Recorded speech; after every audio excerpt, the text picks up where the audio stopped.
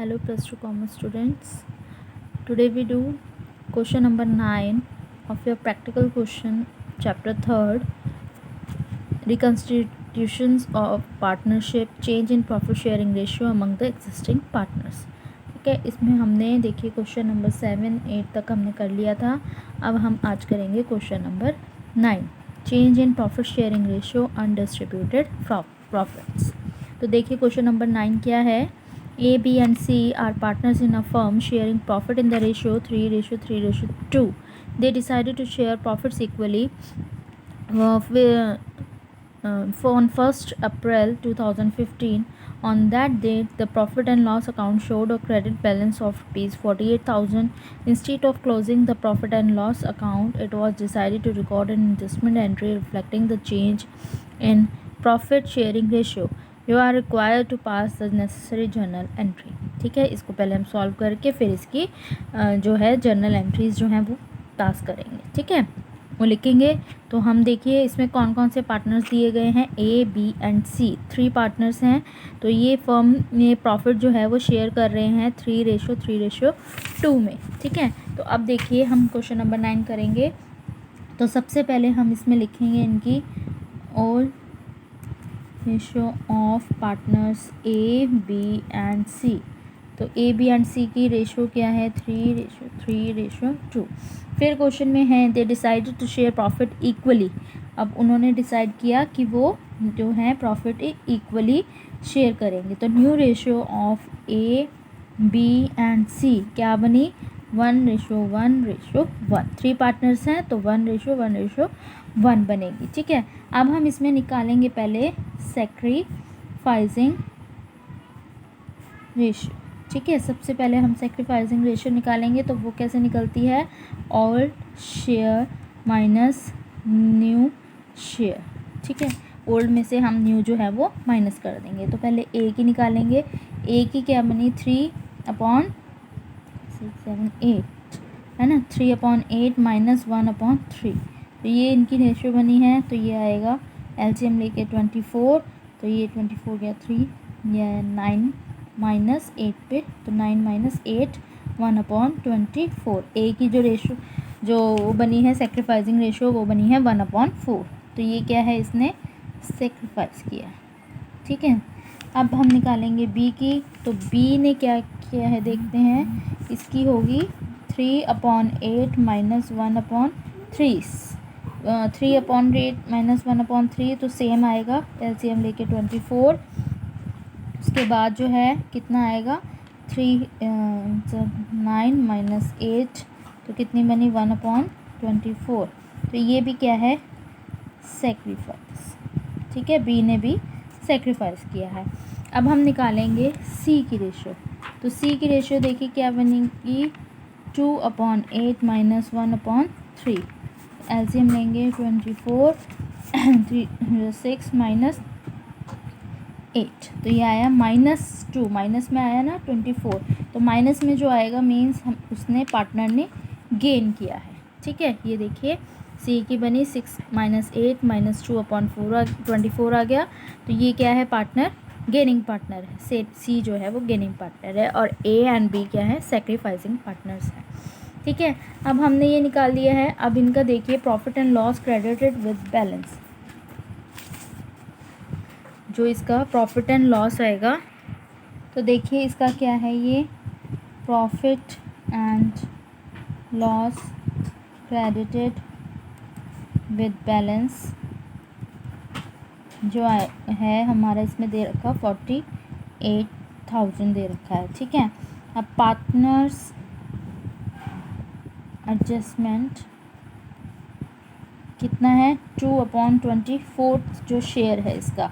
ठीक है, इसको हम इसके साथ क्या करेंगे मल्टीप्लाई करेंगे. ठीक है, सी के जो है गेनिंग रेशियो वाला जो पार्टनर है 2/24 वाला. ठीक है, इसके साथ हम इसको प्रॉफिट एंड लॉस को मल्टीप्लाई करेंगे. तो ये आएगा 48,000 माइनस अब मल्टीप्लाई 2/24. तो अब हम इसको सॉल्व करेंगे. ये हमारा कितना आएगा 2 1 2 12 एंड 2 4 0 0 0 12 ये गया 2000. ठीक है। 2002 तो हमारी ये प्रॉफिट लॉस, ये जो बैलेंस आया है वो कितना आया है, 4000 आया है इसका। ठीक है। डेबिट जो है सी का बैलेंस जो है वो कितना आया है, हमने सी पार्टनर के साथ इसको एडजस्ट किया है तो इसका आया है 4000। अब हम बस सिंपल इसकी क्या करेंगे, जर्नल एंट्री जो है पास कर। तो देखिए अब इसकी एडजस्टमेंट एंट्री क्या बनेगी। एडजस्टमेंट एंट्री है इसकी, हम लिखेंगे particulars, amount, then amount, this is debit amount and ये क्रेडिट अमाउंट। ठीक है। तो अब इसकी जो पर्टिकुलर्स मतलब इसकी जो एडजस्टमेंट एंट्री क्या बनेगी, gaining partner seize capital account debit, ये क्या होगा, डेबिट होगा। टू सेक्रीफाइसिंग पार्टनर्स होते हैं तो ये क्या है, A's capital to B's capital. ठीक है। अकाउंट, तो ये ए और बी क्या है, सेक्रीफाइसिंग पार्टनर्स हैं। तो सी का कैपिटल कितना आया 4000 और ए और बी का देखिए 1/4, अगर हम उसको करेंगे इसके साथ तो हमारा कितना आ जाएगा, इसको दोनों को डिवाइड करेंगे तो हमारा दोनों का 2000 आ जाएगा। ठीक है। तो ये हो गया हमारी इसकी general entries. C's capital account debit to A's capital to B's capital account. तो ये था आपका क्वेश्चन नंबर 10। इसमें है मतलब अनडिस्ट्रीब्यूटेड प्रॉफिट एंड लॉस जो हैं उनको हमने पार्टनर्स के बीच में डिस्ट्रीब्यूट करना है। ठीक है।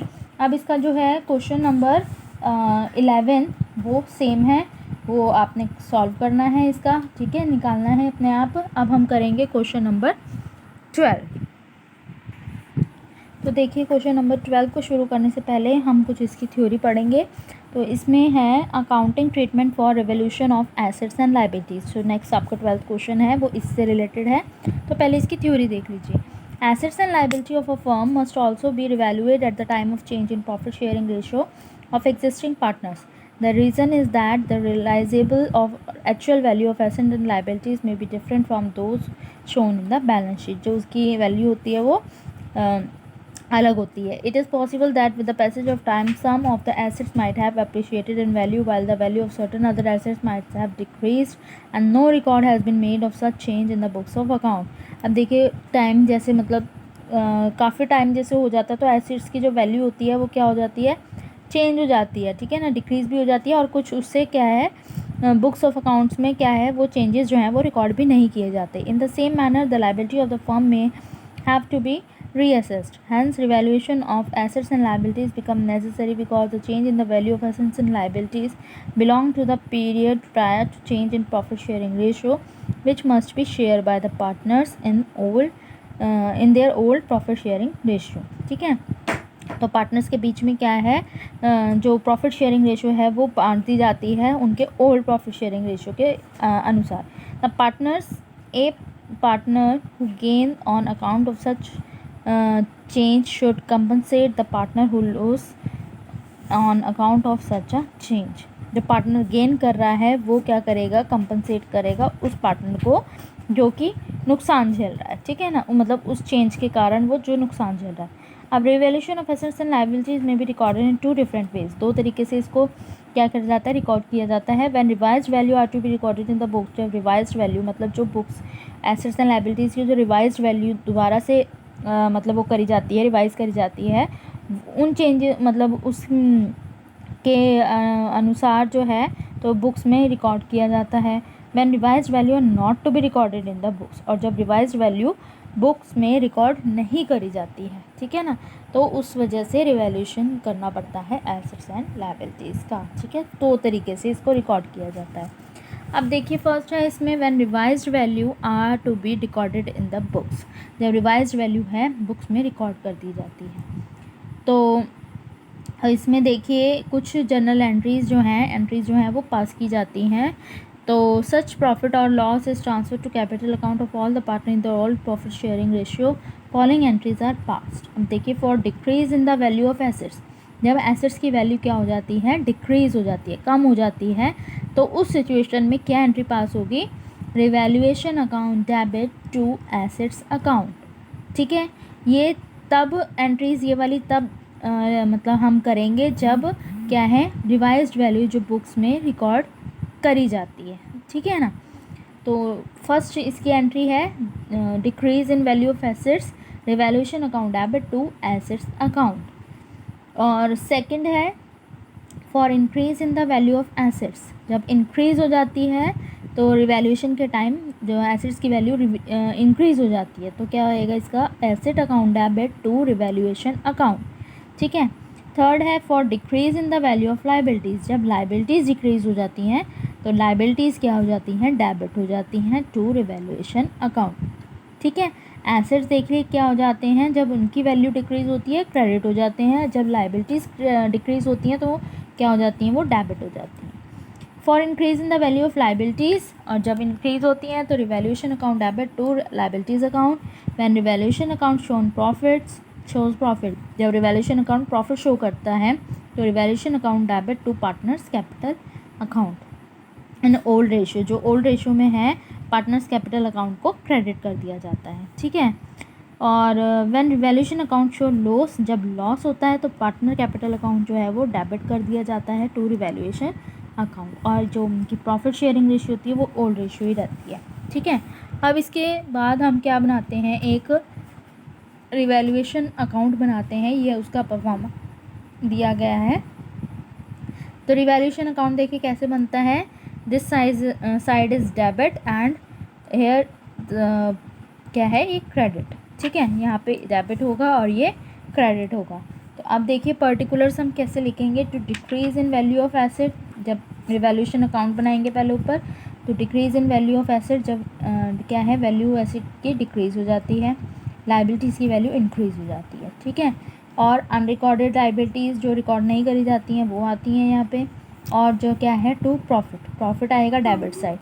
पर्टिकुलर्स क्रेडिट साइड में क्या आएंगे, by increase in value of assets, जब एसेट्स की वैल्यू इंक्रीज़ हो जाती है, और decrease in value of liabilities, जब लाइबिलिटीज़ की वैल्यू डिक्रीज़ होती है, एंड बाय रिकॉर्डेड एसेट्स, जो अनरिकॉर्डेड एसेट्स होते हैं वो क्रेडिट साइड आते हैं, अनरिकॉर्डेड लाइबिलिटीज़ जो होती हैं वो डेबिट साइड आती हैं, ठीक है। By loss on revaluation transfer to partners capital account, जो लॉस होता है वो क्रेडिट साइड आता है, प्रॉफिट आता है डेबिट साइड, ठीक है। तो इस तरीके से ये है जर्नल एंट्रीज पास करके इसका परफॉर्मा जो है हमने तैयार करना है, ठीक है। इसके बाद देखिए ऐसे इलस्ट्रेशन नंबर 12 है, तो हम सीधा आप क्वेश्चन नंबर क्या करेंगे 12 करेंगे। तो क्वेश्चन देखिए क्या है, A, B and C are partners sharing profit in the ratio 3:2:1.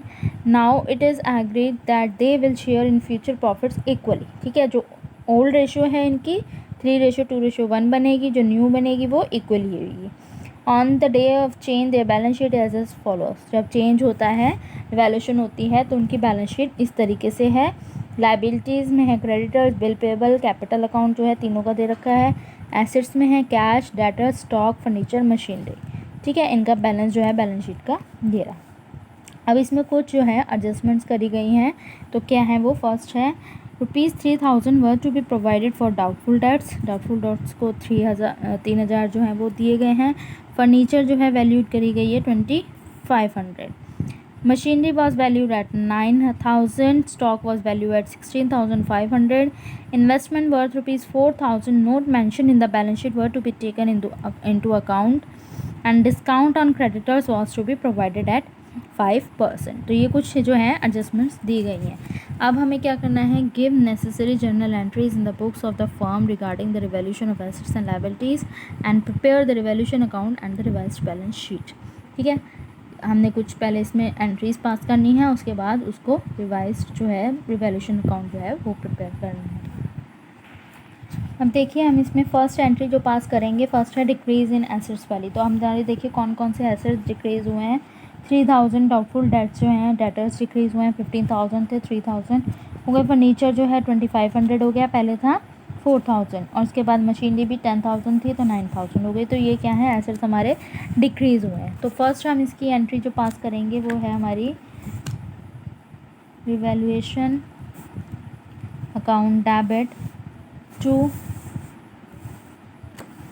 Provision for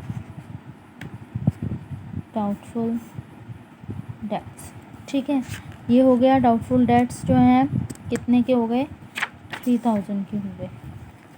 उसके बाद टू फर्नीचर हमारा कितना था, 4000 था, उसकी वैल्यू जो है क्या लगी है, 2500 लगी है। तो हमारे पास कितनी बची है, 1500, वो हमारी इसमें आएगी। और टू मशीनरी कितनी है हमारी, 10,000 थी, उसकी वैल्यू 9,000 वैल्यू लगी है। तो ये कितना बचा, 1000।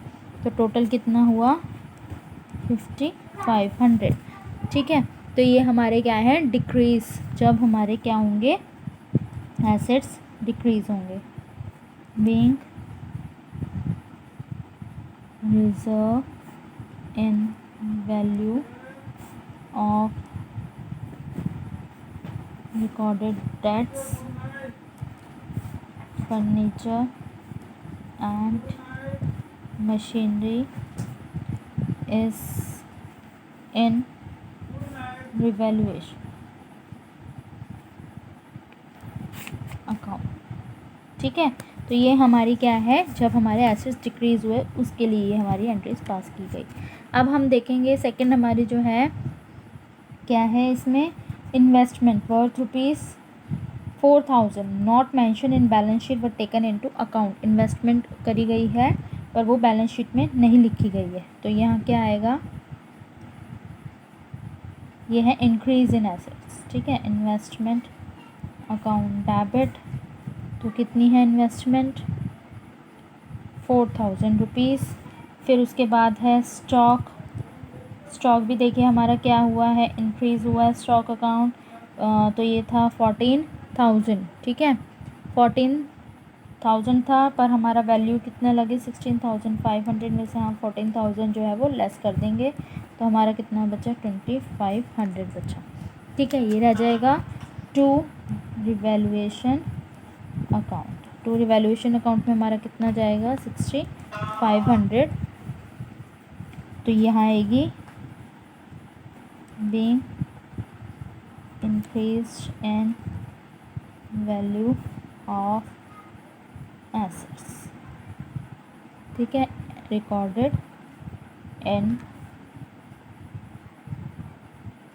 valuation account। ठीक है, तो ये है इंक्रीज इन एसेट्स की। अब हमारा नेक्स्ट जो है, किसकी एंट्री हम पास करेंगे, देखिए डिस्काउंट ऑन क्रेडिटर्स, ये हमारी एडजस्टमेंट है। Discount on creditors was to be provided at 5%। तो क्रेडिटर्स को डिस्काउंट मिला है 5% का। तो यहाँ आएगा डिस्काउंट ऑन क्रेडिटर्स। ठीक है, ये आएगा अकाउंट डेबिट। तो डिस्काउंट ऑन क्रेडिटर्स हमारे को मिला है 5%। तो 10,000 पे जो है 5% मिला है इसको। तो कितना आ गया ये, 500 टू रिवैल्यूएशन अकाउंट। ठीक है, 500।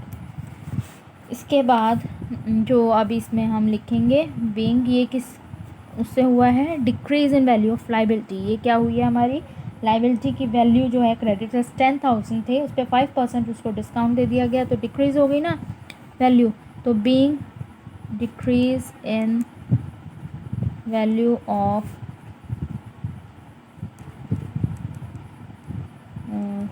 लाइबिलिटीज इन रेवल्यूशन अकाउंट। ठीक है, ये बन गई एंट्री। इसके बाद एक एंट्री आती है प्रॉफिट, जो है शेयरिंग वाली। ठीक है, तो प्रॉफिट ऑन रिवैल्यूएशन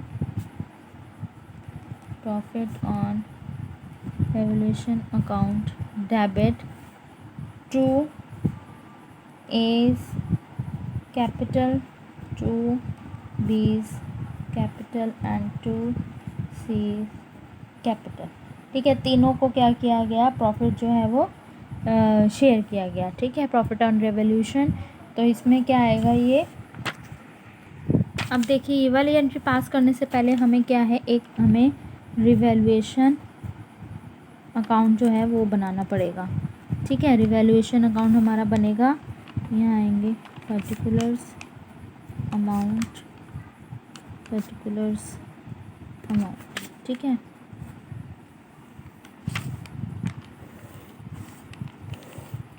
तो अब देखिए हमारे क्या क्या आएंगे, ये डेबिट साइड है और ये क्रेडिट साइड है, ठीक है। तो ये डेबिट हो गया, ये क्रेडिट हो गया। अब डेबिट साइड हमारे क्या क्या आएंगे, 2 डाउटफुल डेट्स थे हमारे, कितने के, 3000 के थे। 2 फर्नीचर था हमारा कितने का, 1500 का बचा था। उसके बाद हमारा मशीनरी थी, मशीनरी कितनी की रह गई थी, 1000 की, ठीक है। और उसके बाद अब क्रेडिट साइड हम देखें क्या क्या आता है हमारा। क्रेडिट साइड हमारी आएगी इन्वेस्टमेंट, तो बाय इन्वेस्टमेंट कितनी है हमारी, 4000। बाय स्टॉक कितना है हमारा, 2500। और बाय डिस्काउंट जो ऑन क्रेडिटर्स मिला है हमें उतना,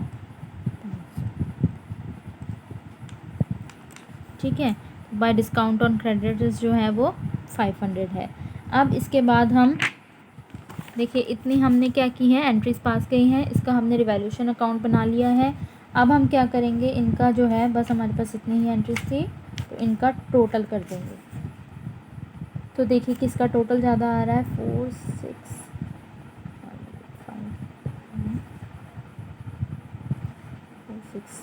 7000 इसलिए आ गया। अब 7000 में से हमने 5500 जो है वो मिस कर देना है, 1500 बचा है हमारा। तो 1500 जो हमारा प्रॉफिट जो है वो पार्टनर्स के बीच में डिस्ट्रीब्यूट होगा, प्रॉफिट ट्रांसफ़र, ठीक है। तो ये आएगा ए कैपिटल, तो ए का कैपिटल जो है हमने 1500 बांटना है अब इन तीनों के बीच में। तो ये हमने बांटना है पुरानी इनकी ओल्ड रेशियो में, 3:2:1 जो है हमें दी गई थी। तो इसमें हमने इनका प्रॉफिट जो है वो शेयर करना है ऐसे। 20 कैपिटल कितना आएगा, 1500 डिवाइड 2/6, और सी का आएगा 1500 मल्टीप्लाई बाय 1/6, ठीक है। इनको अब हमने इनकी जो है शेयरिंग रेशियो में बांट देना है। तो ये आएगा 750, 20 कैपिटल आएगा 500 एंड सी कैपिटल आएगा 250, ठीक है। ये इनका प्रॉफिट ट्रांसफ़र जो है इनके कैपिटल अकाउंट में हो गया, ए का 750, बी का 500 और सी का 250। अब हम इनकी जो एंट्री है यहाँ पे पास करेंगे। ए का कितना मिला है, देखिए 750, और इसका बी का मिला है 500 और सी का मिला है 250। तो इन तीनों का टोटल हमारे पास कितना आया है, 1500। ये प्रॉफिट ऑन रेवोल्यूशन अकाउंट जो है वो यहाँ पे ट्रांसफ़र हो जाएगा।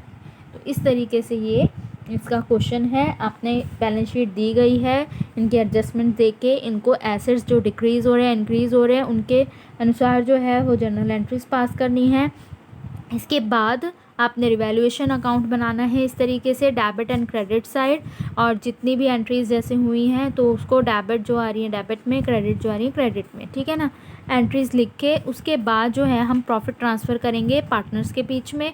तो पार्टनर्स वाला जो कैपिटल है उसकी फिर हम एंट्री एक क्लास पास करेंगे, प्रॉफिट ऑन रिवैल्यूएशन। प्रॉफिट हो रहा है तो प्रॉफिट ऑन रिवैल्यूएशन अकाउंट, और जितने पार्टनर्स हैं जितना उनके बीच में प्रॉफिट जो है वो शेयर हुआ है तो उनका अमाउंट यहाँ आ जाएगा। इस तरीके से ये क्वेश्चन नंबर 12 है, ठीक है। और इसके बाद जो है क्वेश्चन नंबर 13 सेम है, क्वेश्चन नंबर 14 जो है वो भी सेम है, ठीक है। तो ये 13 and 14 question is your homework. आपने होमवर्क कंप्लीट करना है अपना, और अब हमारा ये चैप्टर जो है वो कंप्लीट हो गया है, ठीक है।